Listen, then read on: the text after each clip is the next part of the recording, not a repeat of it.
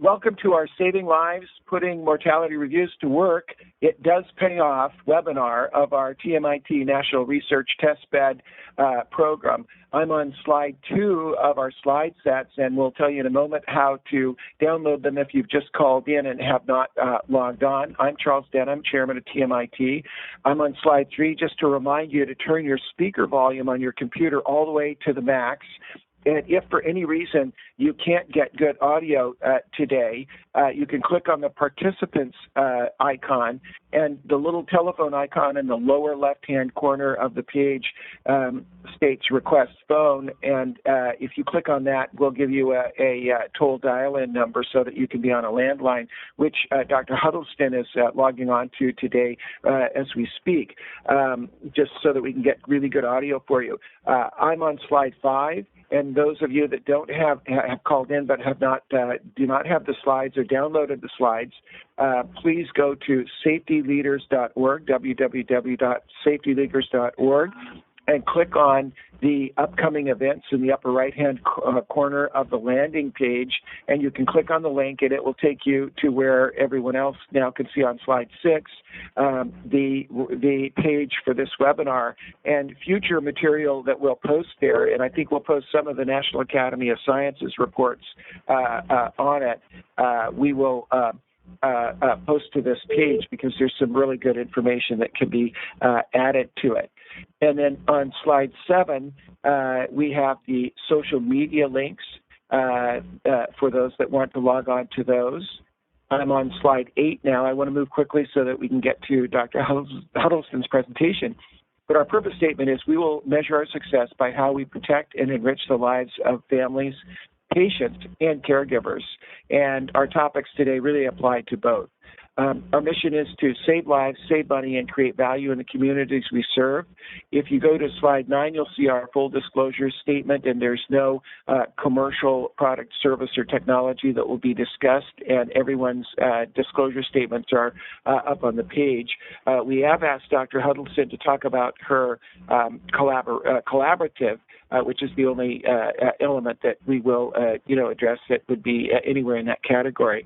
Our speakers and reactors today, we have Dr. Jeanne Huddleston from the Mayo Clinic, Dr. Greg Boats from the University of Texas, MD Anderson, and he's also an adjunct assistant professor at Stanford Medical School. Dr. Christopher Peabody at UCSF, who's also an assistant clinical professor at UCSF, Arlene Salamandra, who is our patient representative today, and myself.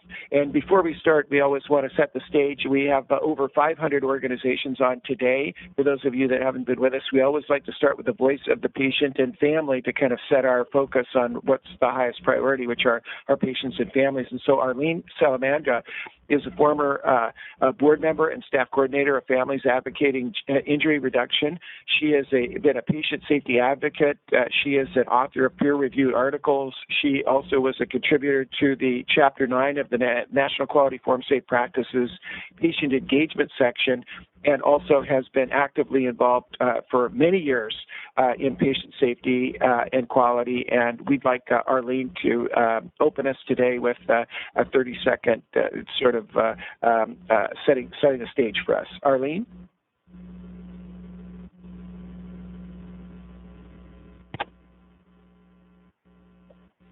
Do we have Arlene on? Sorry, I was on mute. I would just like to welcome everyone here today to our webinar. I'm really looking forward to Dr. Huddleston's presentation. Especially, I like to look at how the patient could get involved in finding out what went wrong, and maybe more involvement and invitation to the root cause analysis. I think that's very important. So I'm glad that you're all here today, and thank you very much. And back to you, Dr. Denham. Great. Thank you, Arlene. So I'm going to briefly address a quick news update, one of our topics in our December polling before Dr. Huddleston speaks. And so we won't go through this in detail because we want to move to her quickly, but ECRI has put out the top 10 hospital C-suite watch list for 2017. And you can look through the list here, but a couple of them really land in the patient safety and quality area. One is a topic we covered in the last 2 or 3 months, which is opioid addiction and technologies predicting risk of addiction and relapse. We also have polled the audience regarding drug diversion, and we'll have future webinars on this topic, this exploding problem that not only we in healthcare can address, but also bystanders and bystander training through the MedTech program we'll describe shortly. And number 5 was seeing disinfecting light. We'll compact deep ultraviolet see LEDs zap and disinfection rates. And so you can look through the other topics, but these were 2 that were probably of interest to us. Another really important area that is landing squarely in the patient safety and quality leaders place is workplace violence and the stress of the workplace. And an article on that January 4th came out regarding incivility in the OR, and this was also sponsored by AORN, and addressed how nurses and frontline managers should respond. You can see the numbers are pretty high. 88% of nurses have witnessed physician incivility, 48% of physicians. We know that workplace violence in hospitals and in healthcare is 5 times any of the other industry sectors. So it's an enormous problem. We'll be addressing it in future. And you can see that the authors recommend a number of steps for hospital of aligning statements, evaluating professional behavior, rewarding civility, implementing just culture, and team steps. So we won't cover that today, but we just wanted to make you aware of the fact that it continues to be almost a monthly topic of workplace violence and workplace problems. Another one is this issue of the opioid epidemic. This is an article actually Dr. Boat sent to me, who will be a reactor today. Washington Post article, very compelling article. It's a great article of a law enforcement professional who was on opioids, and it really illustrates the challenge, the really difficult challenges we find. And his challenges are not unlike caregivers that we might have on our teams that are having to take pain medicine. So I really think it's a worthwhile read, and thank you, Dr. Boats, for sending that to us. Another topic we polled you as an audience on were the conditions or the hazards and the potential lifeline behaviors that we can undertake in the first 10 minutes after a disaster or an emergency or trauma, and what are the 7 leading causes of death of otherwise healthy people: cardiac arrest, choking and drowning, opioid overdose, which we've covered, anaphylaxis, major trauma, common accidents, and transportation accidents. And for the schools, bullying, and we know workplace violence is an issue for us. We just want to draw your attention to the last month, the National Academy of Sciences, which briefs Congress, and I have the honor of being in Washington, D.C. this week, and recognize the fact that the National Academy of Sciences is the honest broker of information to the U.S. Congress. This report just came out over the holidays since our last webinar. A fabulous report on sudden cardiac arrest, and as you'll hear from Dr. Huddleston, that the issues of omission are much greater a problem in patient safety and quality than our errors of commission. And if we think of the things that we could do to prevent harm, one of them is dealing with sudden cardiac arrest, especially in the bystander environment, in the first 10 minutes before first responders appear, and all of us really need to be aware of this. And so if you see this T4, T1 is discovery science, then translational in science, translation to patients, translation to clinical practices. That's the biomedical model. But the sociologic model, and what's critical, is how do we translate that to real-world settings? And so they did a really fine job on this particular report. I draw your attention to it. It's a free report. We'll post it on our website. So I'm asking my staff to post that on the website. And then in complementing that, we have been informed that actually the World Health Organization, and in contact with them in the last month with the former health minister of Switzerland, has now endorsed training children with CPR. And the remarkable fact that teachers who are non-clinical, non-clinicians and non-healthcare workers are actually better, measured by results of longitudinal studies, even better than physicians training them. And so these two articles, one is on the WHO announcement that they are endorsing that kids save lives and that kids can be trained to save lives, and then a 6-year longitudinal study that revealed why pupils who were trained by teachers did even better than by physicians, that even 3 years after, with no training, pupils were still able to recall that information. And the summary results that CPR is absolutely a terrific thing that students can address. The other report that just came out, which we highly recommend, and in the last webinar we addressed the Stop the Bleed program, is this issue of major trauma.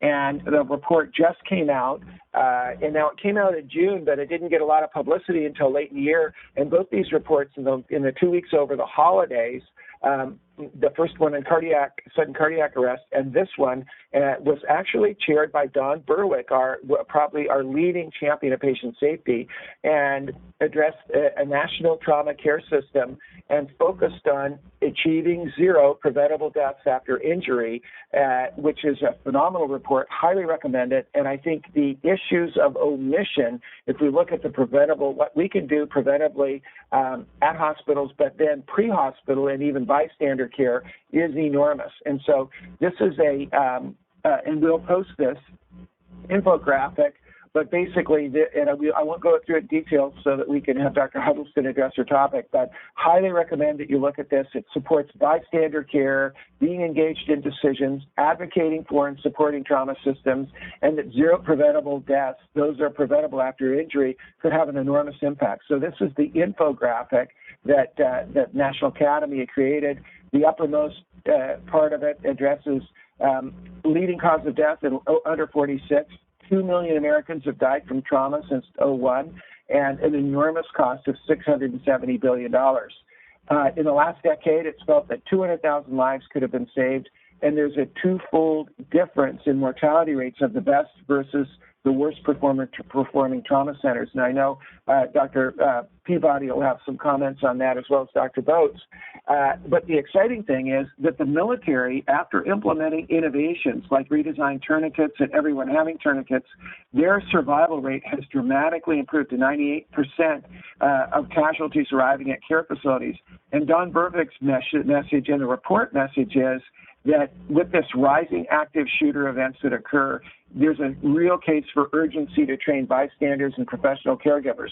So I think this is going to be an area of issues of omission that we can address. What can we address in the bystander care, in the pre-hospital care, and then hospital care as we look at the active shooter events that can occur in communities as well as in hospitals, and the topics are summarized here, which I won't go to in detail. And so the focus area of the MedTac program we've presented earlier is to focus on this first 10 minutes before first responders take 10 minutes to arrive, 8 to 12 minutes at urban centers.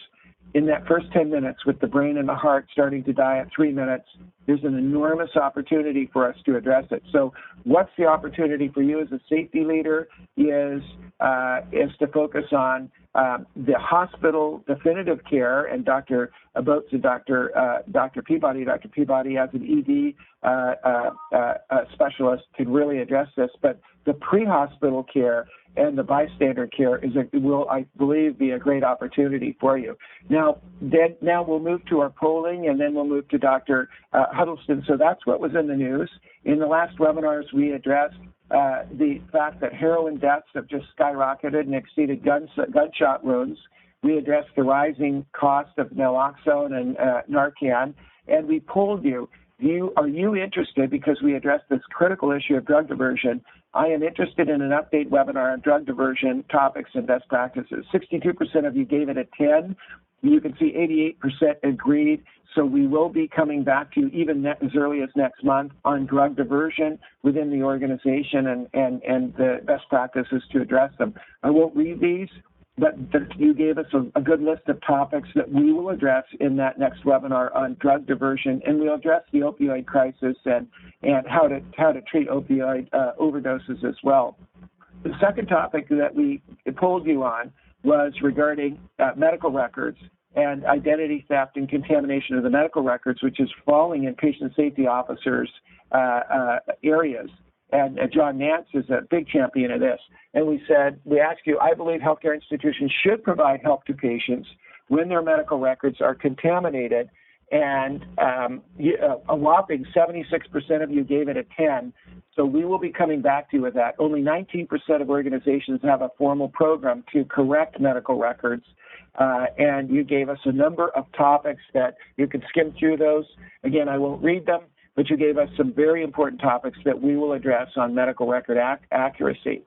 And then we also pulled you, we refreshed you on the two cases of Julie Tao and Eric Kropp, both in our Discovery Channel films, regarding how they were made the bad apple in cases that clearly had systems components to them, and addressed the issue of professional identity and the issues of, when do we have breach, when we have breach of medical records or ethical issues or harm or intentional or unintentional recklessness, and when do we have sham peer review and power abused? And we know that this is one of the greatest fear of our nurses and our physicians now, is that when something bad happens, that they're made to be the bad apple. So by Dr. Huntoon has written an excellent article on sham peer review and the strategies that some organizations do when they have enormous amount of fear, they're afraid of being sued, they're afraid of the shame and the blame, that they will put the blame on the individual and, in fact, even change the record, HR records, release HR records, and have this bad apple issue, which over 60% of caregivers are afraid of who work at institutions. And so we are going to address that issue. We polled you regarding it, got a very positive response as well. This issue of mortality reviews, she summarized these topics. We got enormous response from the audience wanting more, and each time she presented, they wanted more and more and more. So we've asked Jeanne to now address, okay, now that you've done mortality reviews, and we really recommend you go back and listen to the prior webinars, how do you put that into action? Can you really save lives, and will it pay off? Jeanne is the past president of a Society of Hospital Medicine. She's a hospitalist. She is the chairperson of the Mayo Clinic's Mortality Review Committee. She received her MD in 1993, and she went back and got an engineering degree because of the real need for our leadership to understand the data. And when they were saying, show us more data, this looks good, she actually went back, got an engineering degree, and has tied together patient stories, mortality reviews, and really solid data analysis to give us what we really need to be able to help patients. And so, Jeanne, we're very blessed to have you speak again. Opportunity to present to you today. In prior presentations is the issue of omission versus commission. And in the process of trying to figure out what we can do to improve healthcare, I had this moment about 2 or 3 weeks ago when I was speaking to a colleague. I've gone on and on and on about omissions for the last couple of years. And out of my mouth came, we've been focusing on the right side of the Pareto diagram. Well, what I mean by right is my right hand, not correct, because if you look at this diagram, which was a combination of 3 different hospitals in Mayo Clinic, you can see that infection, medication issues, which are the big things, the HACs and the HAIs, which are part of the miscellaneous things on the far right, are actually on the right end, the right side of the Pareto diagram. And in the principles of Pareto diagrams, you're actually supposed to focus on the left side. The left side is actually the correct side. So even though we have been focusing on the, quote, right side of the Pareto diagram, it's actually not the correct side. And so I have been spending a great deal of time thinking about how we can potentially influence some of the work that's going on even nationally to bring the recognition of the things that we can do the most about to significantly improve patient care and reduce harm is actually going to come from working on the things that we don't do and becoming more reliable organizations. These are the polling questions from the last presentations. And so I'm going to spend some time sort of thinking about and discussing with you those concepts of which side of the Pareto diagram that we should be looking at, because I do believe that a significant number of lives have been saved by the mortality work that's been done across the country. I'm going to start by sharing a caution with you, go through a literature review of some of the things that have recently come out in our literature, share a practical example and a slightly long story about one of our very long journeys that we took, and then review what's been going on in the Safety Learning System Collaborative. And I can probably say that one of the institutions that just vocalized interest in joining us last week actually heard one of these prior discussions on these wonderful seminars that Dr. Denham puts together. So the caution that I have for all of you is that doing mortality reviews does not save lives. Doing readmission reviews does not prevent readmissions, and reviewing the high-cost cases that I'm reviewing right now does not lead to cheaper care. Only identifying the common patterns of process failures in your hospital and targeting those process failures will actually lead to measurable difference.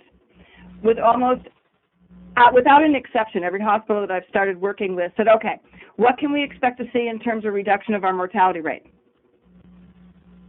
And my response is always the same. Doing mortality reviews will not decrease your mortality rate. Using mortality reviews to share patient stories and meaningful data will inspire and influence your leaders to actually put a quality improvement team together that can ultimately save those lives. One of the biggest benefits that comes out of doing this work is understanding where your biggest priorities are, where your biggest process vulnerabilities are, and right-sizing the quality improvement initiative that you put in place so you can appropriately use your QI resources and not overutilize them or underutilize them depending on the size of the problem. So in terms of what's been in the literature, this was out of the University of Alabama. They looked at their surgical departmental reviews and found an improvement in their O to E mortality ratio. They're observed over expected according to the UHC data that they received. But they also saw this is the reduction in their O to E ratio, and it's timed and marked according to the things that they put into place. So they started out with some education based on some of the things that they were learning. They made a change in how they did their morbidity and mortality conferences. They increased their clinical documentation specialists and improved their documentation of present on admission comorbid disease status for their surgical patients. They restructured their quality improvement initiative as a result of what they were learning, and actually created a present on admission application that would assist their surgeons in doing more comprehensive documentation. That process led to a reduction in their O to E ratio. So what that particular graph shows me is the importance of the documentation and the leadership involvement to actually get at the O to E, the expected part. So this is one of the metrics that people look at. Doing mortality reviews doesn't necessarily improve your expected mortality rate, but it does certainly lend credence to the areas where you need to be able to do your improved documentation to improve that overall metric. However, at that same time, they also noticed a reduction in their observed. So it wasn't just their observed. You can see at the point where those two lines crossed was a crucial moment when, as an institution, their overall performance began to improve. Much of the work that they did in that space concentrated on their patient safety indicators and sepsis and improving those performance of those particular things. Largely what they did were many different educational opportunities and reminders to physician staff. A very recent article that just came out this week, I believe, or just came across my email this week, was written by this team in Ottawa. Quality gaps identified through mortality review. These are the issues that they identified as opportunities for improvement as classified by their institutional level mortality review committee. I had the privilege of speaking to this group roughly about 8 years ago. So it's very exciting to see how far they've come and to also see a lot of the same parallels in terms of what we're learning. So goals of care, big issue, most popular issue that they identified out of their 97 cases, a quarter of them were related to palliative care related. Delay in diagnosis or failure to actually achieve a diagnosis, uncontrolled pain, inappropriate delay of transfer into hospice or long-term care, etc. You can read down the list. The goals of care, delay of diagnosis, uncontrolled pain, inappropriate delay of transfer, all of those, again, fall into the omission categories. You don't actually get to any of the HACs or HAIs until you're well down into the number of issues that they had identified. Another, Mortality Review Committee, a novel and scalable approach to reducing inpatient mortality that was published in the Joint Commission's Journal on Quality and Patient Safety. They put together a multidisciplinary, multi-specialty group of people and met and had active discussions around their findings in their chart reviews for 6 consecutive years that they report on. In the process of they were looking very closely at their UHC mortality index, and they had a decrease in that from 1.08 to 0.53. Now that's a tremendous improvement in an O to E ratio. But it wasn't just their documentation, because their observed mortality decreased from 2.45% to 1.62%. That is a huge number of patients whose lives were saved as a result of their work. The 2 areas that they concentrated on were not only about mortality, but actually about survival. And that was one of the things that I appreciated most about this article, is that they started talking about it in terms of survival.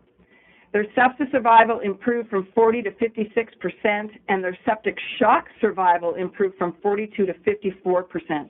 And they had a number of different interventions they put in place. The references are here on these slides so that you can look up this article. They, in addition, had efforts that aimed at delirium management. So not only did their multidisciplinary, multi-specialty case discussions lead to improving survival, but they actually led to improvements that increased independent living. And I thought that that was something to be complimented at the highest levels, taking this work and expanding it into areas where we can ultimately improve care.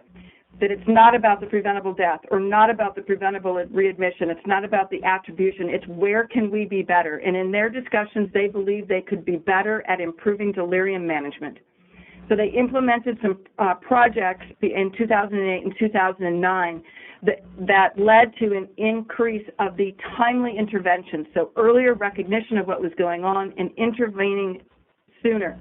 And ultimately ended up with an 18 to 57% improvement in timely intervention, which led to a 2-fold increase in the percent of the patients who went home instead of skilled nursing facilities. So to me, this was just an awesome example of how we can broaden this work to make a meaningful difference in patients' lives and ultimately improve our quality of care. In terms of some practical examples from Mayo, this was a publication that we did in 2014 in the Journal of Patient Safety, and these were the major initiatives over the course of the first 6 or 7 years that we did our work that we put into place. So we had the ICU and emergency department sepsis response teams and order sets, so that continues to this day. Respiratory failure following surgery, learning how to monitor for patients who have undiagnosed obstructive sleep apnea and our PCA infusions.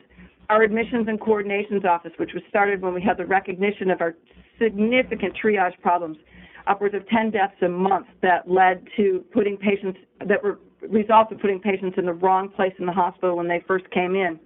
That initiative in and of itself took us from somewhere between 100 and 120 deaths per year related to that particular decision, that particular moment of not understanding the severity of the patient's illness. And we have less than 1 patient a year right now that's having that suffers a death related to our triage-related problems. So that in and of itself, it saved at least 100 lives a year in Rochester, Minnesota by putting that intervention into place. And the other list that you can see, and one of the key components that I want to point out, other than those ones that I first mentioned, at the bottom, we have some very important nursing RT indication training and vital sign trending training, and then we had mandatory nursing sepsis training. All of those individual things, this is one annotated statistical process control chart that's in that particular article. And you can see that as you move through time, and this was 2008 through 2009, 10, and 11. At the end of 2009, when we had put into place our admissions coordination office, our ICU and emergency department sepsis response teams, our respiratory failure monitoring process after surgical intervention, had all of our nursing sepsis education.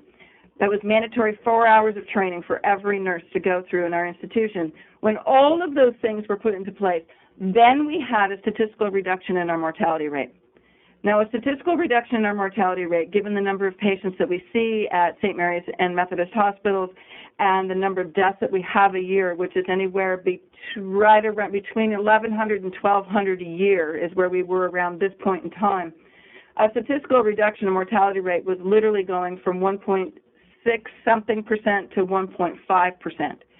So there were some skeptical leaders within our organization. It was like, that's a 0.1%, how big of a deal is that? Well, that's, in our particular situation, somewhere between 120 and 150 lives a year. That is a really big deal for those people, for those families. And so we were able to maintain that nice level of mortality. You can see that line is moving around quite a bit, but we stayed at the same median of a mortality rate, raw mortality rate, not adjusted for anything, raw, of 1.5%. Now, the problem with that is that as we move forward into 2013 and 2014, we had a statistical increase in our mortality rate. We went back to baseline and actually a little bit higher than 1.6%. Why? Well, if you look back at 2008 and 9, when we were doing all of these wonderful interventions, with the exception of our admission triage center, some of the respiratory failure work and the order sets, everything else that we did was education-based.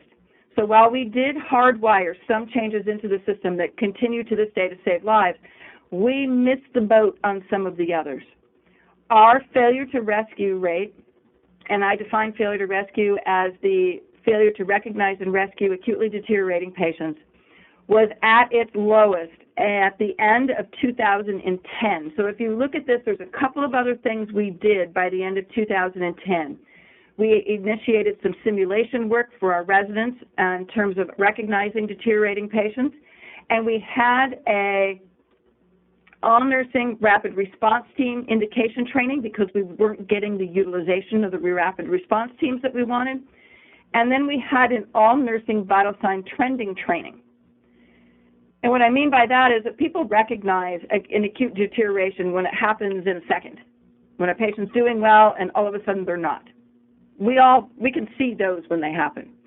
It's the gradual one that happens over a prolonged period of time, 24 hours, 36 hours, 48 hours, 72 hours, that we miss.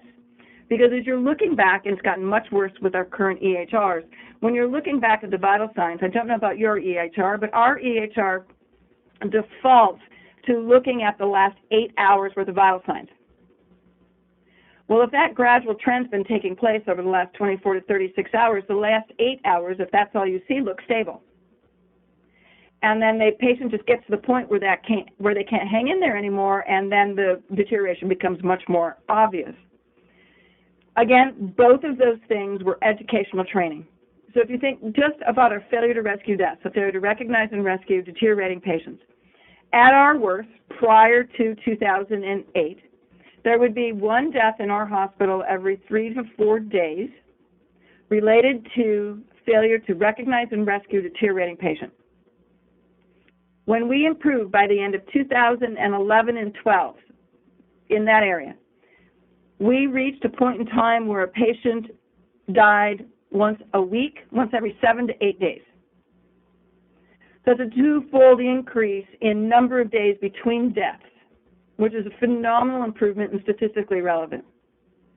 We held that for a couple of years until 2013 and 14, and then we returned not only to our baseline mortality rate, but we returned to an increase in the number of our failure to rescue and delayed diagnoses deaths.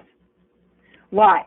Well, if you look at this graph, in 2008 and 2009, if we did nursing education and resident education and then did some rapid response team education in 2010, we're now sitting in 2014, 15, and 16. Where are those residents? They're gone. How many new nurses have we hired in the last couple of years? New nurse practitioners, new PAs, new hospitalists. And that education did not continue through time. It was at one time, great quality improvement project, everybody got educated, and our natural attrition because of people graduating from their programs, people retiring, and we bring in new nursing staff and new hospitalists, we can't be surprised. Now we were, and we didn't like seeing it, but if you actually think about it, we can't be surprised that we have returned to some of our baseline. And that in and of itself is very distressing for many of us, but it is, once again, a reinforcement that education is not good enough to maintain gains. And we all know that. We've all been to the courses. We've all gone to the classes. We understand it. But when it actually comes to doing something, it is so easy for us to default back into they just need to know better. They just need more education. They just need to try harder, focus more, concentrate more. I mean, you hear it over and over and over again. And unless we hardwire things like we did with our admission triage center, you won't get the meaningful gain through time that lasts beyond any individual's career or time within an institution. So the biggest things that we tried to impact were those of the omissions and the commissions, and it's those things that have made a meaningful impact on our quality improvement scores, our stars, our mortality rate, and our U.S. News and World Report as a result of all those things. Here's an example of a case that happened in 2014. So I'm going to go into a little bit of detail right now about how we tackled this really difficult problem of doing better for a while and then getting worse. And knowing that the traditional way of solving some of these problems wasn't going to last into the future for very long.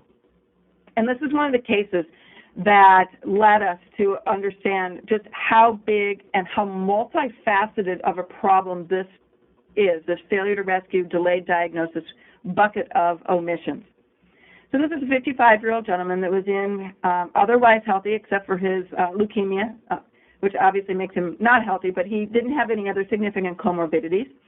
And he had done really well, had been discharged after his bone marrow transplant, and came back in where the first set of vital signs are located here on this graph less than 24 hours later after his initial discharge. The green line represents pulse and the blue line represents the systolic blood pressure. Now, back in the day when we were using paper records, one of the things from pattern recognition that was very easy to figure out as an intern, at least for me, was when the dot was above the little triangle, and the little triangle was the systolic blood pressure that was drawn in by the nurse. When the dot's above the little triangle, that's a bad thing. It's a little harder to see in our EHR, so I'm hoping that you can see it here with the green and the blue lines. When the patient came in, they did not meet our rapid response team criteria, but within 16 hours they did. You can see at that first vertical line there where it says met RRT criteria, the patient has a positive shock index, i.e. their pulse is greater than their systolic blood pressure, and there's some increased frequency of vital sign charting there, and the patient seems to get a little bit better. So we decided, okay, for this analysis, let's give them the benefit of the doubt that there were people at the bedside. We know they were giving some fluid boluses, and so we won't mark time zero there. We did mark time zero at about 3:30, 4 o'clock the following morning. And when there was this clear physiological change in that patient's status where their shock index, in spite of all the increased frequency of vital sign charting, remained positive and their respiratory rate came up. We did not call our rapid response team for 27 more hours after that. Now, this is our worst case scenario. But this is a 55-year-old guy. Antibiotics were not started or broadened. He had one on, but it wasn't broad. Antibiotics were not broadened.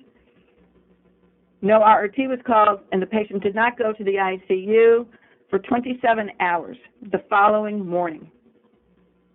So this patient had clear severe sepsis and developed septic shock. If you think about it, was his death preventable? I don't know. He was a really sick guy with a really big problem.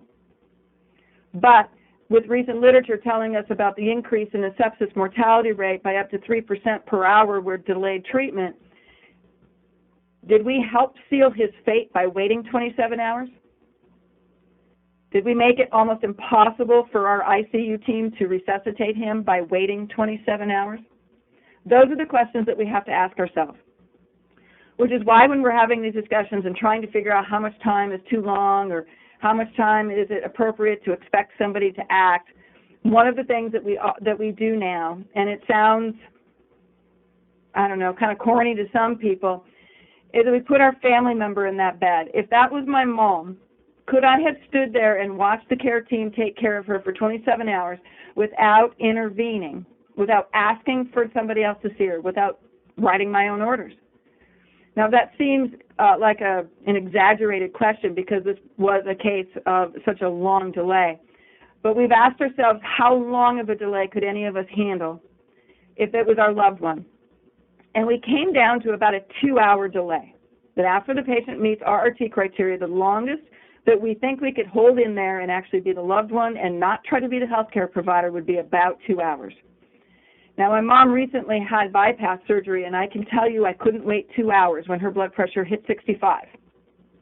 It was about 15 minutes before I felt like I was crawling through the roof. So 2 hours is still a reasonable period of time from our perspective. Others, I know, other hospitals have made it a shorter period of time. The reason to actually come in on a time is that you need to have a goal. You need to have something that you're working toward in order to be able to measure it and determine whether or not that what you're doing is making a difference, so that if it is making a difference, you can continue to move forward, and if it's not making a difference, you can stop and try something else. We look at that, even that particular case of system failure and not peer failure, because we have examples similar to that on every floor, on every service, in every one of our hospitals, where we have missed the opportunity to resuscitate somebody.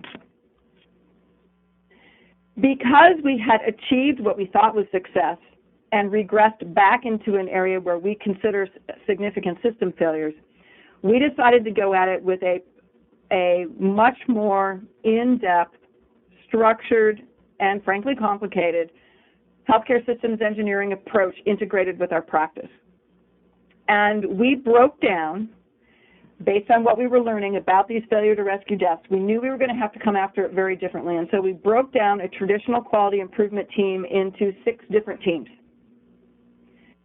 And the reason that we did this is because we knew it was so multifaceted that it was going to take us a while to get through the process. And so the individuals who had the skill sets to develop the systems architecture, the clinical informaticians, the process engineers, et cetera, they had more skill to bring forward at the systems architecture design than in the requirements gathering components where we were doing interviews and those sorts of things. The last thing those individuals need, because they're so busy themselves, is to sit through months of meetings before their skill set is needed. So we grouped people by skill sets and by task in order to try to get our hands around the concept of omissions. How do you fix something that's not there? How do you measure something that's not there? How do you design an intervention for something that's not there? That's a really different problem than something that you can see, something that's easy to see and easy to define. So I'm going to go through these steps really briefly and to illustrate all the different components and how multifaceted the intervention was so that we can make a meaningful difference and show you what the results of it have been. So the requirements piece means just what is the problem and what actually needs to be fixed. So in this process, we did a full failure mode effect analysis, multi-specialty focus groups, lots of sticky notes, process mapping, current state, future state, etc. Out of that, we identified 33 failure modes where people can fail in the following 5-minute span of time.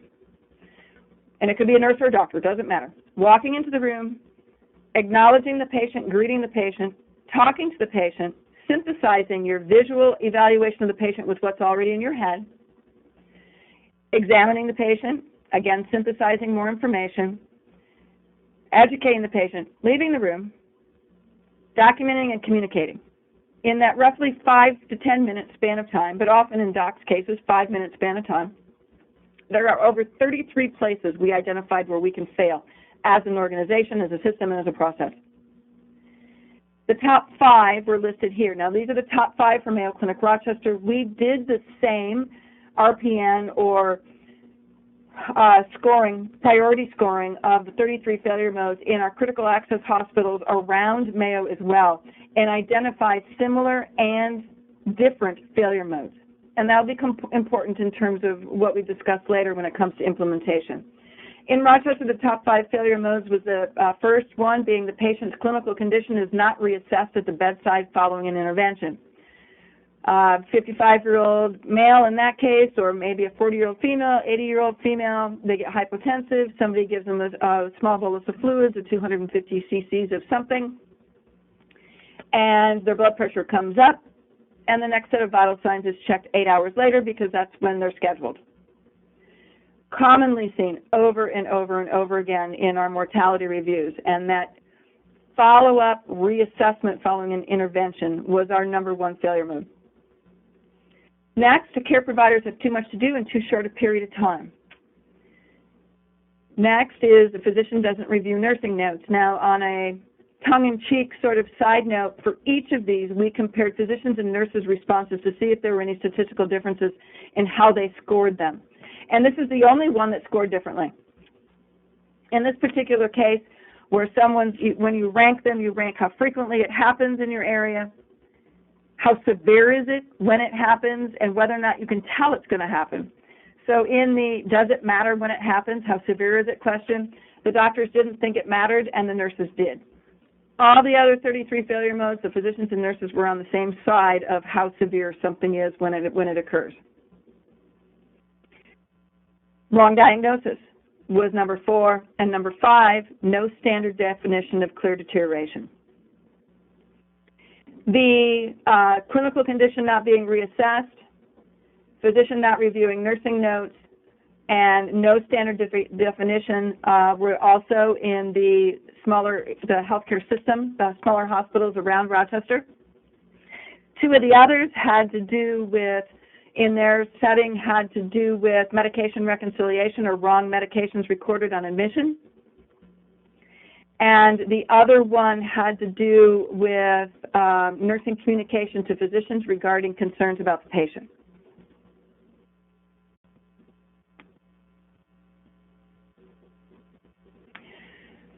While we were doing that failure modes effect analysis, we were also trying to understand why our existing RRT criteria were perceived by healthcare providers as not providing a clear and standard definition of deterioration. That's what they're there for, right? If the patients have these criteria, you're supposed to call the RRT. Well, even with criteria in place, we didn't think we had a standard definition, and that was kind of perplexing to us. So we went ahead with a separate team, an analytics team that functioned in parallel, and they were engineers, data scientists, and statisticians, and said, okay, we need to look at our existing RRT criteria and see how well they actually perform. So we simulated our own RRT criteria on 2 years' worth of our hospitalized patients and then compared them to what was in the literature. So is there something better in the literature? So there are more than 70 published early warning scores in the literature. MEWS, modified early warning score, is the one that is most commonly used in Cerner and Epic. And so we took the best performing ones, of which MEWS was one of them, and compared them to our own existing rapid response team criteria. And this is what resulted. So the best performing one was called VIEWS, and the MEWS was the red dotted line toward the middle of the graph, not the top one, but the one toward the middle of the graph. Our own RRT criteria was the green dotted line, almost connecting the diagonal. And the diagonal on a ROC curve means you could flip a coin one way or the other and get an answer. So our own RRT criteria are about as good as flipping a coin.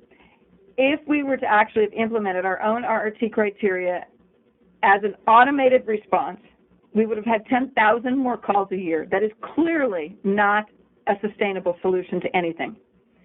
And Muse isn't a whole heck of a lot better than that.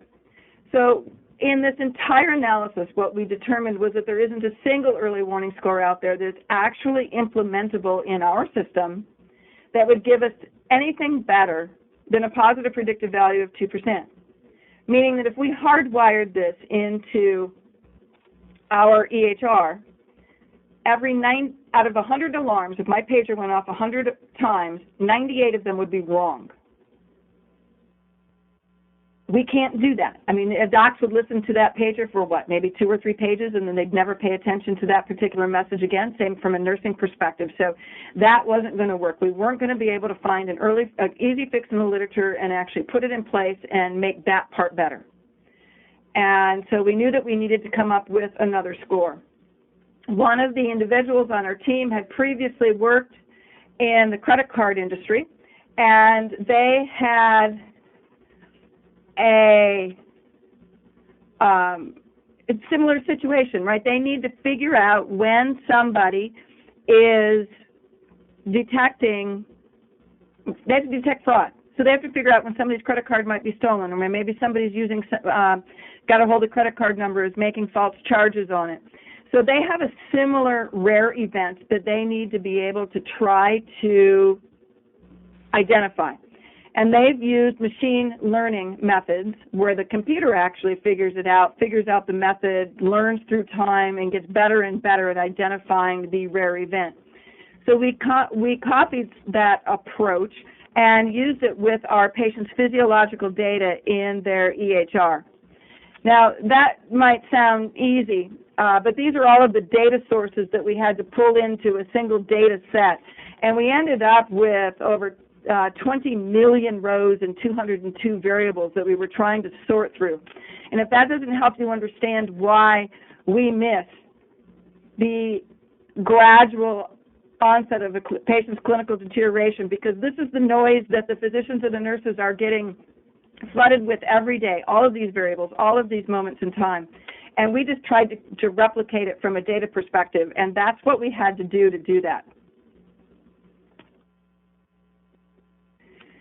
When we finished, there were more than 60 components in our early warning score that we developed, and that little brown box that's there shows you the ones that were in our existing rapid response team criteria. So what we were able to add were other variables that are clearly very important, and some that get into the concepts of frailty. A 90-year-old with a blood pressure of 80 is not the same thing as an 18-year-old with a blood pressure of 80. So that concept of frailty by bringing in the Braden score and the Hendricks score. And then interaction terms. A respiratory rate of 28 on room air is not the same thing as a respiratory rate of 28 on 50% oxygen. So we used those interaction terms to try to help interpret the data. When we put that all together, we were actually able to achieve a receiver operating curve or a benefit significant improvement. And in an ROC curve, the line needs to be up close to the left top corner, and that is a better performance of the score. When we looked at our positive predictive value and our workload that we would be putting into place. Remember I said that if we put our RRT criteria into place, we would have 10,000 more calls a year. Well, that would not be sustainable from a practice perspective, so we had to make sure that we could cut the alert off at a meaningful workload for our teams. And so we didn't want them to have any more than 1 additional alert per 10 patients per day. That was deemed by our nurses and doctors to be an acceptable additional workload. What we found is that the sensitivity that we can reach when you compare the early warning score that we developed with the Muse is twice for the same number of alerts if we don't just use math. And this is one of the pieces that got to one of our issues we identified in the failure modes and effect analysis.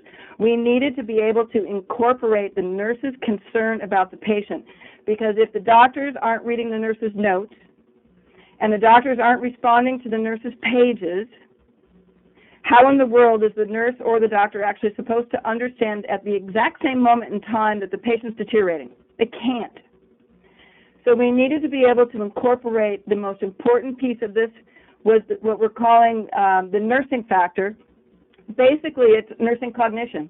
Our nurses who have years of experience, we had them rate the patients on a scale of 0 to 4 during their shift, how worried they were that the patient was going to deteriorate during their shift. And if they were worried, a score of 4, that they're very worried that deterioration is imminent, versus 0, as an 18-year-old, they're completely healthy and they're going home today after surgery. So the vast extremes.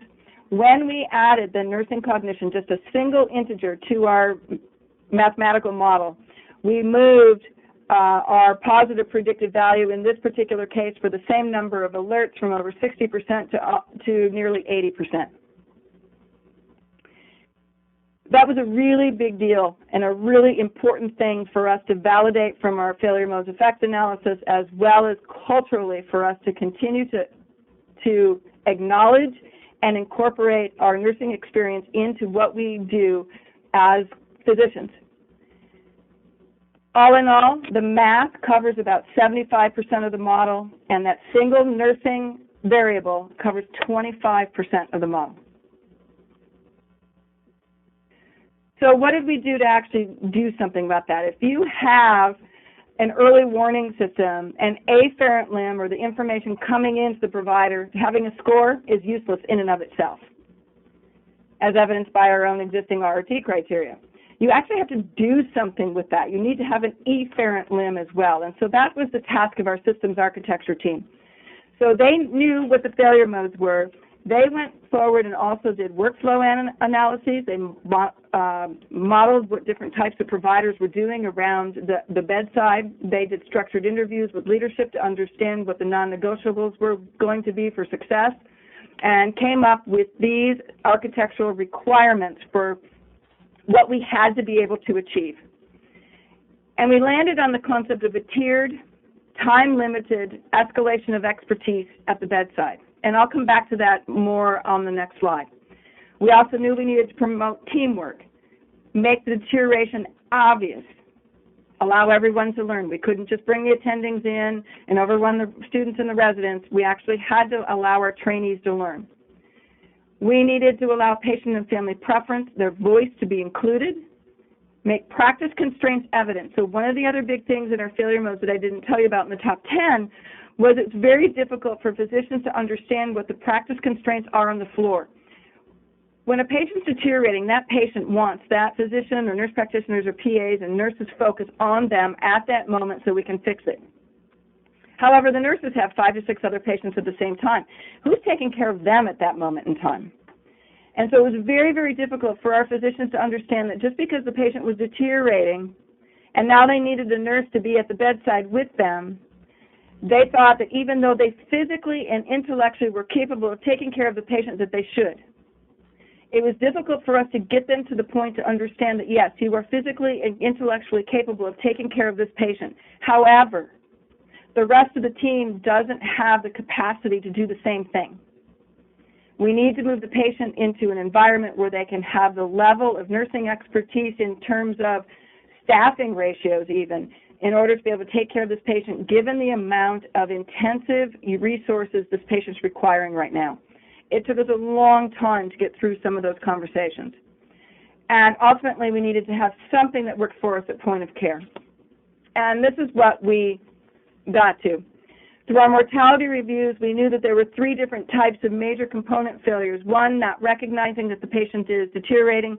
2, recognizing it but not doing intensive enough therapy. And 3rd, policy violation, just not calling the RRT. Every single one of those were other failure modes that we needed to be able to address. And if not addressed, then this new project would not fly. It wouldn't work.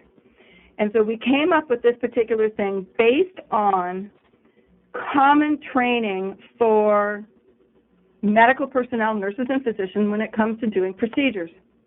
When I was going through my ICU training, I did not get hours to figure out how to intubate the patient. I got 1 or 2 minutes, 1 or 2 tries, I should say, and if I failed, the next person with the more expertise got a chance. If they failed, the next person came in. The point was to get the patient the right level of expertise as quickly as possible. Same thing with central lines. On our floors with our phlebotomy, PICC lines, IVs, the other things that our nurses do not stay in the room and stick a patient until they get the vein accessed. If it takes time after time after time, in our particular setting, they have 2 to 3 shots at it, and if they can't get it, then they call in somebody else. So from a procedural perspective, we're all very comfortable asking somebody else to come in or having someone else come in with more experience and more expertise. But from a cognitive perspective, we've never extended it into that direction. So what we did was translate a very common procedural approach to getting the work done in a timely fashion and translated that into a cognitive task, i.e. taking care of deteriorating patient in terms of treatment and diagnosis as well as policy maintenance. So in this particular case, when our alert goes off, our new early warning score, the nurse validates that what's been hand-entered into the system that's triggered the alert is actually accurate. So you wouldn't want to call a surgeon out of the operating room for a blood pressure of 1,000 when what was actually supposed to be put in was 100. So they validate what's in the chart to make sure that it's accurate, and then if the patient still meets the criteria, we have what's called a Tier 1 alert. And the Tier 1 alert means that there's a Tier 1 respondent. So what do I mean by first level or Tier 1 respondent? This is where the flexibility has to come in for operationalizing this at different types of hospitals. So remember I mentioned that the failure modes were different in smaller hospitals about why in our mortality reviews we were not recognizing patients. Not every hospital has interns and residents and fellows and nurse practitioners and PAs and huge staff. We have very small hospitals. So whoever the first respondent is, we decided on 2 hours, not 6, 2 hours to evaluate, examine, communicate, and resuscitate. The way that they've got those 2 hours, the way they find out about it is when that alert goes off, a page with the exact same language in it, and this was intentional, exact same language in it goes to the nurse and the physician. Why? Because how else are a nurse and a doctor who are working in completely different parts of the medical record, in completely different parts of the hospital, taking care of completely different patients, and might not even know each other's names, how in the world are they supposed to have the same aha moment and recognize the patient is sick and convene at the bedside at exactly the same time? They can't. Nobody's got those crystal balls. So by giving them the same moment of information and with the same set of expectations, convening at the bedside gives the patient a heck of a lot better chance of having a functional team being with them during their deterioration. If that first responder team does not resuscitate the patient within 2 hours, the second responder comes. So we've solved some of the teamwork issues. We've solved some of the doctors and nurses being able to communicate issues. We've solved some of the timely evaluation issues. Now, what about the differential diagnosis and the goals of care? 2 other big issues. So the second responder's job is to verify the diagnosis. So if you think you're treating sepsis, but it's actually cardiogenic shock, you need to figure that out. And there's absolutely nothing wrong with having the wrong diagnosis as long as you catch it, right? As long as we realize that we've got the wrong one, change course as quickly as possible, and support each other from a higher level of expertise perspective. So our failure to escalate, this is one of the issues or things we put into place regarding that failure to escalate to the next level of expertise. So in addition to verifying the clinical diagnosis, they have the goals of care discussion, i.e., Mrs. Smith, you just came out of the ICU, you had a really rough go, you decided you didn't ever want to be intubated again after that experience. It looks like you're headed back in that direction towards the intensive care unit. Is that something you would like? So having that very important goals of care discussion before we take somebody back to the ICU has been critical. And then they've got an hour to do all of that. If things are still headed in the wrong direction, we can call the RT, arrange a transfer to the ICU. Now, this does not mean you wait for 3 hours before you call the RT if the patient meets criteria and is acutely deteriorating. That option is there at all times. This is for those areas in the gray zone where the deterioration is a little bit more gradual and we have a little bit more time to work. We did some clinical verification and validation. So we created this new score. Great, it works in Rochester. Does it work anywhere else? So we validated it on Arizona data and come to find out it works better there than it does here. Why? They have more telemetry monitoring areas and more telemonitoring, so to speak, than we do, which means they have a more frequent vital sign recordings. And as a result of the more frequent vital signs being present, the score performs better statistically. And then our final step that we have just finished is doing our clinical pilot. So this year in 2016, we did a clinical pilot where we prospectively implemented on 4 floors our new early warning score in combination with a standardized response, the escalation of expertise at the bedside. This is how it looks a little bit different. And again, this was all put together to meet the failure modes identified in mortality review, as well as in the extra work that came, the deep dives that came out of that. In our existing system, whether it's Muse or our RRT system, the recognition, team activation, and intervention choices process timeline has a lot of pull system. The individual has to go look for the information, has to know where to look for the information, and then the response is at the discretion. How they follow up is at the individual's discretion, and whether or not they escalate to the next level of care is at the individual's discretion. That's our current state of care. With this new model, by alerting the nurses and the doctor at the same time, we're pushing the information to them so they don't have to hunt for it with these active alerts.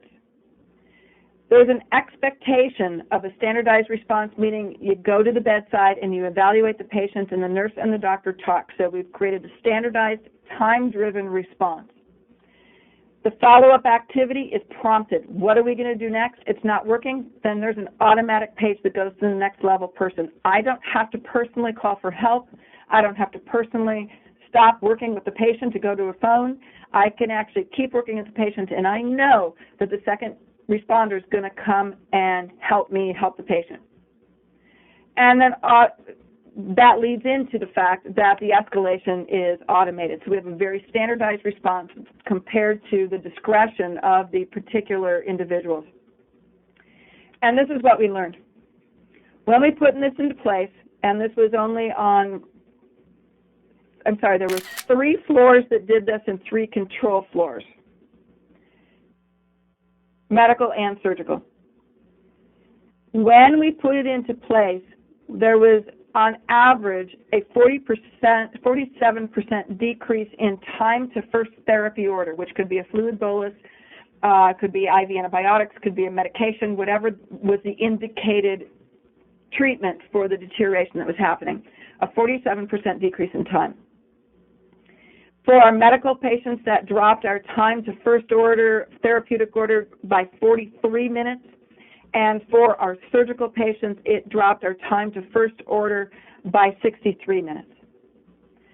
If you think about the golden hour for trauma, for strokes, for MIs, for sepsis, that is a meaningful reduction in time and statistically relevant.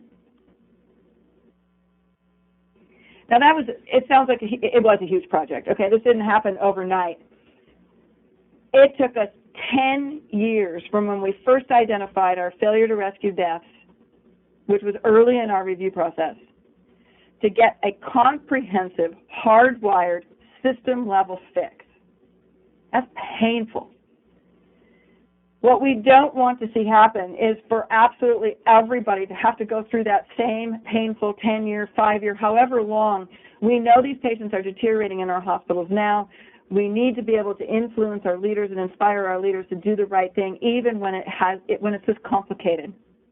So we believe that by sharing the lessons learned across hospital systems within our safety learning system, that we can exponentially speed up the process of making meaningful change for our patients.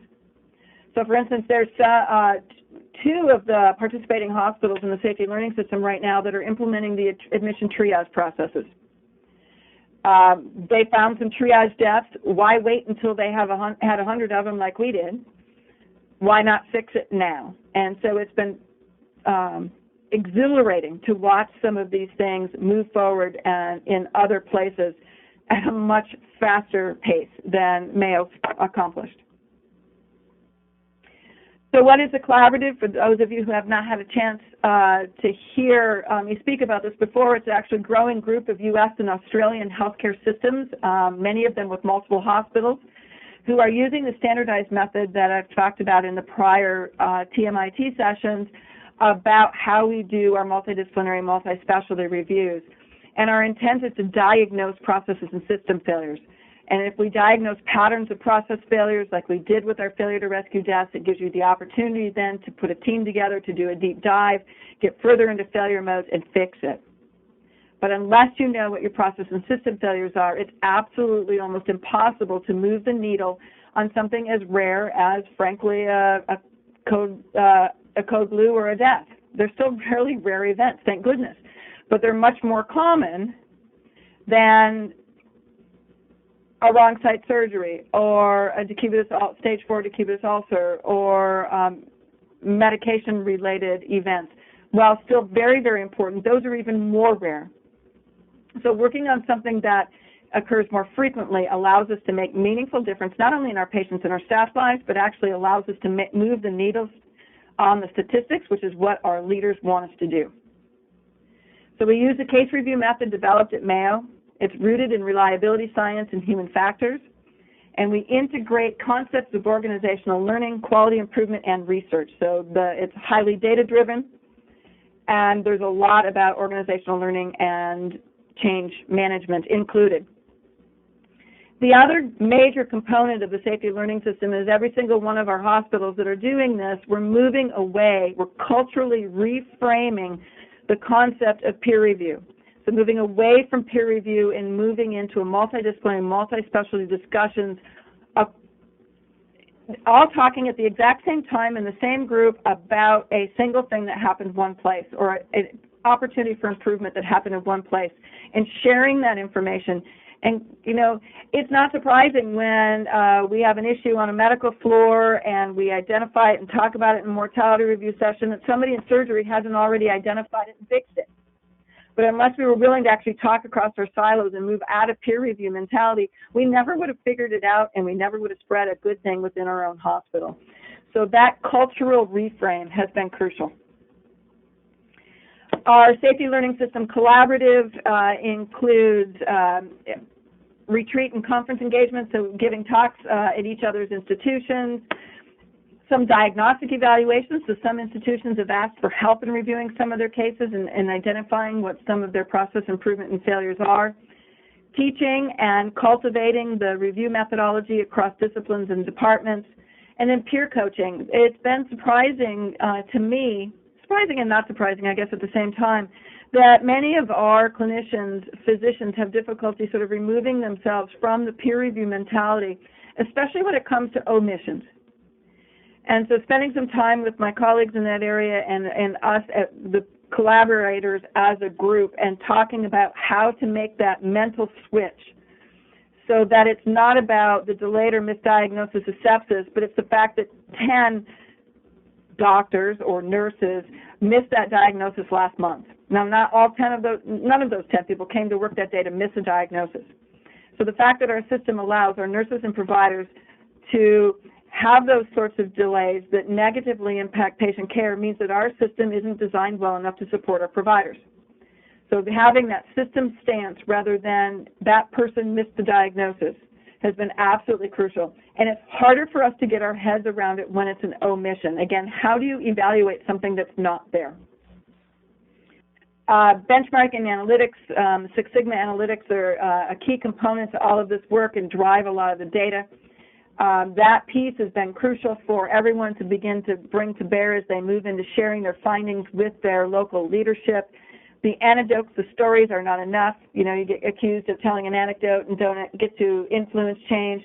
You go in with just data and no stories, and people pick the data apart, same thing, you don't get to influence any change.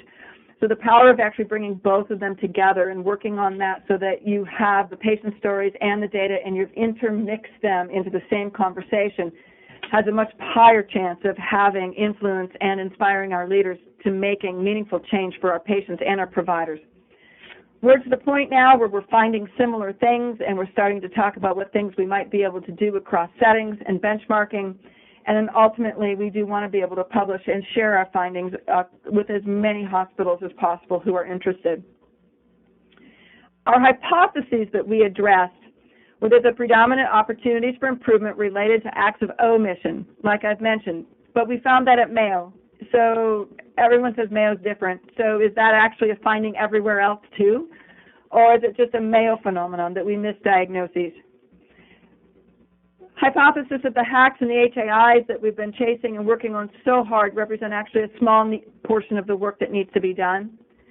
That the review methodology that we're doing, while we developed it doing mortality reviews, can actually be used to learn things from readmissions, high-cost cases, RRT calls, bounce backs to the ICU, you name it, any of those sorts of environments, procedural complications, that learning together in a multi-specialty, multi-disciplinary way is a meaningful way to actually learn about all of our process and system failures and improve all of our outcomes.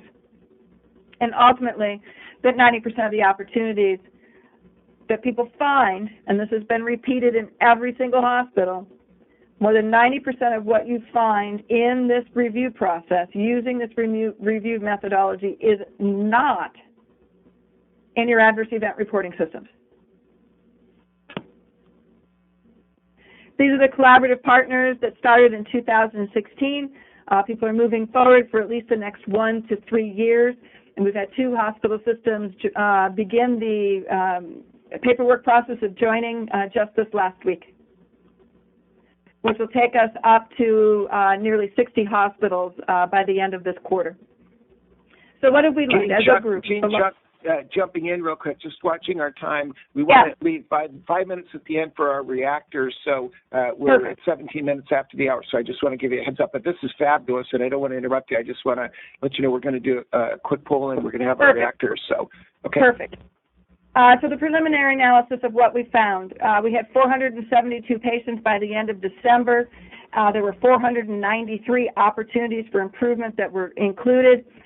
This is the Pareto diagram from that work. Again, the correct side to focus on in this case is the left side. Our biggest opportunity were end-of-life opportunities, followed by documentation, treatment, delayed or misdiagnosis, and communication and triage. All 6 of those that make up 80% of the work that needs to be done are all acts of omission. When we looked at our biggest bucket, end-of-life opportunities, the biggest one was palliative care teams could have assisted earlier or at all.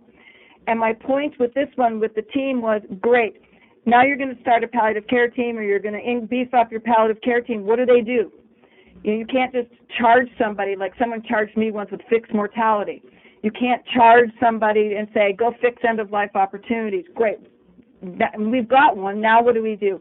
By diving deeper through this review methodology, you now know that once you've got one and you need to improve or expand or whatever you need to do with them, the first thing they need to do is figure out how to have the goals of care discussions. Then deal with excessive and futile care, followed by family support and excessive pain. The other in there, we need to figure out, we need to understand more, and we're doing some qualitative work around that. The collaborative metrics are broken down into short term, and so people wanted to know, if you're doing the mortality reviews and you're going to make a difference, how soon? Well, your short-term metrics, actually, if you're doing just like your first 100 cases, aren't going to be, in first 100 cases, you're not decreasing your mortality rate, right? You actually have to figure out what you're going to fix and then try to fix it before you can decrease your mortality rate.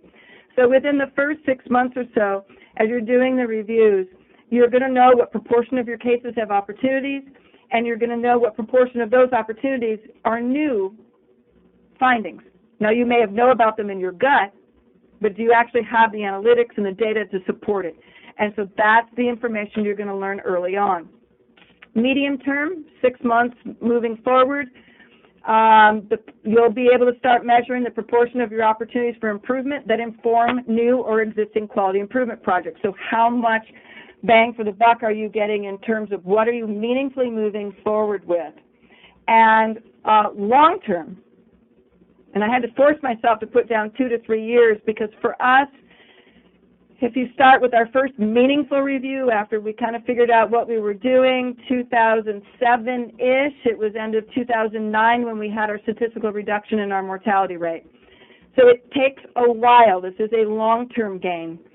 And it doesn't have to be deaths. If you're reviewing readmissions, it could be the same thing. My point is you need time to figure out what it is, put the right quality improvement team together, actually fix it, then measure it, and that takes time. Some examples of what people are doing locally, very early in the process. Only 20% of the participating hospitals have finished their 100 reviews. Our goal for completion is the end of March. So they're currently in the stage of pattern recognition and learning to begin to have the broad communication to local leadership and throughout their practice. That is the footprint and the foundation for beginning the change management, is the broad communication, so that no one's surprised when a quality improvement initiative comes along. The end-of-life opportunities, we've seen palliative care nurses placed in emergency departments with a 20 to 30% reduction in mortality rate in the first 2 to 3 months. Physician coaching regarding goals of care discussion, same sort of reduction in mortality rate. Now, did those patients still die? Yes. But did they die in a better place with better care? Yes. And so it's not just about ultimately reducing the number of deaths. It's about ensuring that we have good deaths. Another is starting requiring the referring hospitals to have goal of care discussions before the transfer. Improved recognition of RRTs, issues of chain of command, mandatory nursing training for recognizing subtle or gradual vital signs. This isn't Mayo, this is stuff that's going on elsewhere. So you can see some of the consistent learning that we're seeing across places. Managing RRT downtime. So yeah, you've got an RRT team, but how often are they pulled off into staffing or other duties and actually aren't available to your practice? And that the reason your patient's not resuscitated on time is because there's no one there to assist the bedside nurse. One place started an RRT leader forum and a dashboard, and again, referring hospital goals of care plays into whether or not the RRT is even called. The key finding for all of these sites, the aha moment that everyone has as they move to their journey toward process and system review, is that the active nursing participation in the room with the physicians across specialties has drastically enriched the conversation, enhanced the understanding of opportunities, improved identification of teamwork and communication issues. Now, we all know we have them, but now they're quantifying them and understanding them, which is a different level than knowing you have them. And ultimately, that leads to improved culture of safety. Just a couple of anecdotes from statements that initially they're finding they're validating their gut. And for them, that's been powerful to actually have data to back up their gut when they go and talk to their leaders. And the organizational change component is how much the collaborative multidisciplinary reviews improve the effective discovery of opportunities for improvement as they transition from single physician reviewing to multiple discussions, and what a huge component that has been for this particular institution. In summary, these are the metrics. I wanted you to see some of the things that people are learning, some of the things people are putting in place, some of the long-term gains that can be made. Mayo will have a return to its lower mortality rate if we are actually decreasing by half our time to first order for deteriorating patients. There will be some lives saved and some resources saved. And time will tell as we move forward with studying it in more detail and disseminating it across our institution. But it isn't fast work, but the most rapid gain is clearly in the teamwork space, the culture of patient safety space, and the learning to beef up what you're already getting in your voluntary reporting system by, in most cases, more than 90%. This is a summary slide I'll leave for you to review at later time in terms of the ROI that your leaders may be asking for. Your leaders need to decide if they're going to engage and actually make the improvements for the things that you find. There will be no ROI unless you can inspire and influence your leaders to make those changes. All right, Chuck, back to you. That was fabulous. Really appreciate it. Kyle, hand over to me. We'll do our quick polling questions, and let me address those first. But what a fabulous job. There's such a rich opportunity for discussion. So we've got two categories of polling questions quickly, and then we'll go to Dr. Boats and then Dr. Peabody for reactions. But the first question is, I am interested in a webinar on professional identity protection best practices after adverse events. And this is to help protect the professional identity, HR files, and after an event, really dig into the best practices that organizations are doing to create trust, better leadership, and checks and balances. And the second question is a free text entry. What topics would you like to take? We know that we've got a number of case examples that John Nance will be addressing in what we call red cover reports of after an event occurs, what are the best practices and what can we learn from the cases where sometimes, it's easier to defend having a bad apple and get rid of the bad apple rather than systems issues. And we all want to aspire to be great, and that means better best practices of protection of professional identity. So those are those two questions. And then I come to the two questions addressing this topic, and we had enormous response in our prior polls each time from Jeanne's presentations. And the question is, I want more information on performance improvement using mortality reviews. This was excellent. I think there's rich opportunity for more discussion and more dialogue and more learning, perhaps, Jeanne, from your collaborators. And so those that want more on this topic, which I thought was just fabulous, give it a 10 so we know that you really want it, and give us your honest impression no matter what, 1 through 10, on whether you want more. And then the topics that you heard that you want to hear more about, or topics you didn't hear about, please put them in the free text entry question of the survey. And so thank you for that. What I'd like to do is go to Dr. Greg Boats. Dr. Greg Boats is a professor of anesthesiology, critical care at MD Anderson. He's also really helped inspire this MedTech program we discussed earlier on addressing the 7 leading causes of death of otherwise healthy individuals, and really helping us understand about this golden 10 minutes before first responders come. But as an ICU doctor, I know you have some great comments that you'd like to add, and then we'll go to Dr. Peabody from the ED standpoint. Greg? Well, thanks very much. Dr. Huddleston, this was just a fantastic presentation. I think it really informed all of us how to use healthcare systems engineering to understand the problems that we have with data. And our challenge is to then translate that, use translational safety to move towards the actions and the behaviors that we're going to have at the bedside that help to both detect and to intervene in our patients who are at risk. And I think that is where we have the most opportunity to improve.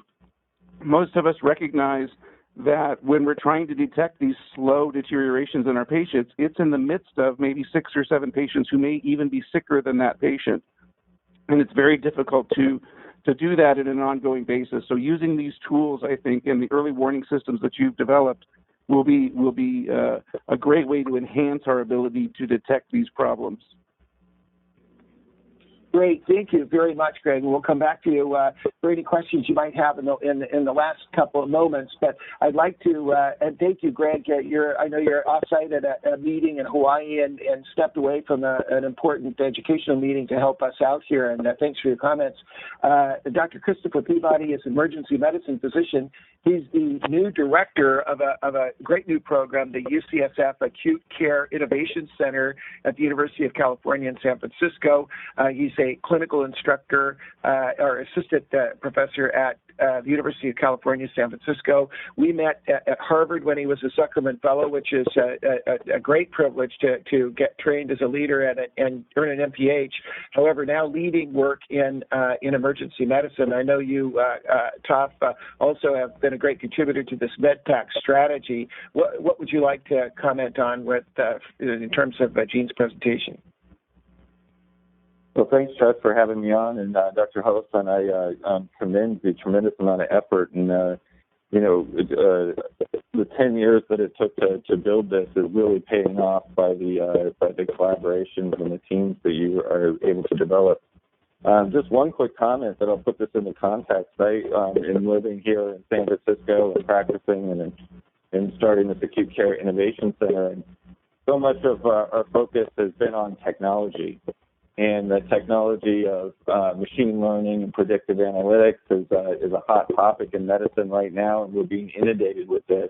But what I really took away from your talk today was that technology can't work in a vacuum, and you need the leadership and practices innovations as well that you had outlined here. So meaning the leadership of putting people on the right skill set. I thought the valuing of people's time was really from a leadership perspective, meaning that you put people when their skill set was needed into the process of going over your reviews. I thought that was ingenious. And then obviously the practices standpoint, the standardized workflow, and especially with the nursing response and empowering a standardized workflow of how we're going to actually treat somebody who's having this decline, was really kind of what I took away. So putting the technology and the predictive analytics in that context of leadership and practices, I don't think you can have one without the other two. And so that's really what I took away from this stuff. Great. Thank you, Toff. And I'm going to come back to you, Jeanne. What a terrific job, enormous amount of work. And I think I think the future of patient safety. And so we just commend you, and I'll give you the opportunity. Any other thoughts you'd like to add? And then we'll go to Arlene Salamandra for our final words, and we'll let everybody go. We try to make sure that our on-demand program fits perfectly in the timing, and I'll cut some of my news part out so that you can have this piece in the on-demand for future viewing and listening. So, Jeanne, other summary thoughts or challenges to us? No, I think, well, from a challenge perspective, it is the multidisciplinary nurse and physician in the same room learning around our mortality reviews or readmission reviews that allowed us to understand where we needed to go from an engineering perspective. Without that multidisciplinary learning, we never would have known where to start. And then it also gave us the foundation to create our multidisciplinary standardized response. Those are the same people doing the learning that help do some of the creation, and it's teamwork. You know, I recently read the book Hope Quotient by Ray Johnston, and, believing that you can improve. I mean, I think what you've given us is hope that we really can have better deaths and we can have better care of our patients. And, I'm leaving this very inspired, Jeanne. Thank you. God bless you for your great work. And Arlene, would you please close us? And then we want to send everyone off on a great day. I'd like to have the speakers just stay on for a minute to do a performance improvement loop to see what we could do better. But Arlene, would you please close us, and we'll let everyone go. Well, after listening to the webinar, and it was great, I think everybody should be inspired to identify system failures, but to implement the changes that would save lives. So when you identify these system failures, the collection of data, of course, is very important, and it should be complete. And it's not complete unless you include the patient and family members in the root cause analysis in many of the cases. And like Dr. Huddleston said, once you identify the problem, saving lives only come if you implement the changes. And I think that's really important. And I know changes out on the field or on the floor could be very hard, and it takes a lot of time and adjustment. And it's so important that you set up a culture to support your staff through the process. And that's all through the process. So thank you again, and I really enjoyed it. And back to you, Dr. Dunham. Thank you very much, and we wish you all a good day.